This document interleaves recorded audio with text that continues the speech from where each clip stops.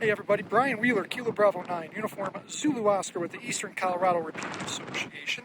I'm here with Matt Off-Frame, KD0QLY.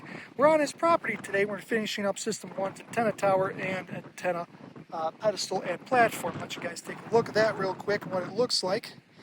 There it is, mounted to its pedestal on the platform and semi-extended. Why do I say semi-extended? Well, I didn't do my due diligence and should have looped the tower. Should have given it more preventive maintenance. Now the tower is stuck where it's at, but we are going to take care of that. But we're calling it a day. Matt's over this way, KD0QLY, our vice chairman, and he's been really helpful. He's been very integral to getting this process underway here.